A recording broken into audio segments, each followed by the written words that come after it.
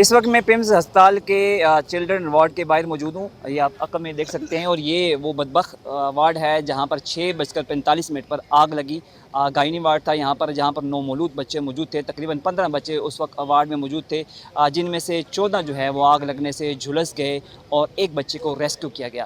وہ کام کے مطابق 6:45 پہ یہ آگ لگی جس کو آگ کو پھیلنے میں تقریباً یہ بتایا جا رہا ہے کہ تقریباً 20 منٹ لگے. اور یہ بتایا جا رہا ہے کہ اس کی وجہ یہ ہے کہ جو ایئر کنڈیشن تھا اس کا جو کمپریسر پٹ ہے اور کمپریسر بھی وہ جو انکوبیٹر کے ساتھ جو ہے کنیکٹ ہے اور وہ آکسیجن پرووائڈ کرتا ہے, اس کی وجہ سے جو ہے وہ یہ آگ پھیلی. آکسیجن کے سلنڈر وہاں پہ موجود تھے, آگ پھیلی جس کے پھیلنے کی وجہ سے جو ہے وہ تقریباً 20 منٹ کے اندر پورے اس جو ایریا تھا اس کو اس نے اپنی لپیٹ میں لے لیا اور 14 بچوں کی جان چلی گئی. اگرچہ اس واقعے پہ انکوائری کمیٹی تو بن گئی, 8 رکنی ایڈیشنل جو آپ کہہ سکتے ہیں ڈی سی ہیں ان کی کمیٹی میں ان کی سربراہی میں ایک کمیٹی بنی ہے, لیکن کمیٹیاں کیا آپ کے علم میں ہے کہ یہاں پر پشاور موڑ کچھ ہی فاصلے پہ ہر دوسرے ہفتے وہاں پر آگ لگ جاتی ہے. روز کمیٹیاں بنتی ہیں لیکن کمیٹی کی رپورٹ کہاں جاتی ہے کوئی پتہ نہیں. اس واقعے کی رپورٹ جو ہے وزیر اعظم شہباز شریف نے 24 گھنٹے کے اندر طلب کر لی ہے, لیکن معاملہ یہ ہے کہ انہوں نے وزیر صحت کو بھی کراچی سے بلا لیا, لیکن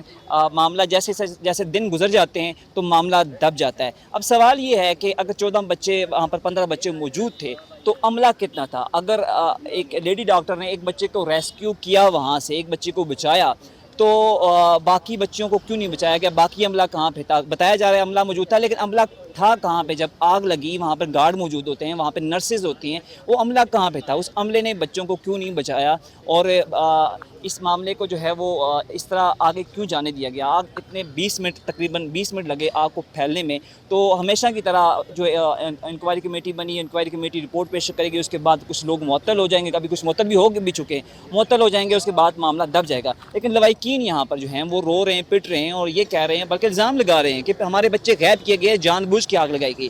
تو معاملہ کچھ سادہ سا نہیں ہے کہ بچے جس وارڈ میں 15 بچے موجود ہیں وہاں پر بتایا جا رہا ہے کہ ایک لیڈی ڈاکٹر نے ایک بچے کو ریسکیو کیا. تو جیسے سوال اٹھ رہے تھے کہ باقی عملہ کہاں پہ تھا, یہاں پہ جو سیفٹی الارم لگے ہوتے ہیں وہ کہاں پہ تھے, وہ کیوں نہیں بجائے گئے, وہ کیوں ایکٹیو نہیں ہوئے؟ تو پیمز ہسپتال کے بارے میں ویسے بھی جو ہیں وہ یہ کہا جا رہا ہے کہ نیگلیجنس کی یہاں پر انتہا کی جاتی ہے. تو یہ کوئی معمولی واقعہ نہیں ہے. کسی اور ملک میں جو ہے وہ واقعہ ہوتا تو وہاں پر سول سوسائٹی ہمارے بہت ایکٹیو ہو جاتی ہے, لوگ جو ہیں وہ نکل آتے ہیں, لیکن یہاں پر جو ہے ہم نے دیکھا کہ صرف جو لوائقین ہیں ان کو ہی صرف وہ تکلیف میں مبتلا دیکھا, باقی روٹین میٹر چل رہے ہیں. تو یہ ہماری ایک آپ کہہ سکتے ہیں بے حسی بھی ہے, المیہ بھی ہے. لیکن اس وقت صورتحال یہ ہے کہ یہاں پر کچھ دیر پہلے وزیر پارلیمانی امور کے جو وزیر تھے موصوف وہ آئے تھے, انہوں نے کہا کہ میں افسوس کا اظہار کرتا ہوں, مذمت کرتا ہوں واقعے کی, ہم کرائم سین کا جائزہ لے رہے ہیں, جو ہے وہ آکسیجن انسٹرومنٹ کی وجہ سے آگ پھیلی ہے. تو جائزہ بھی لیا جاتا ہے, مذمتیں بھی کی جاتی ہیں, کچھ لوگ سسپینڈ بھی کیے جاتے ہیں, لیکن وہ عہدوں میں بحال بھی ہو جاتے ہیں,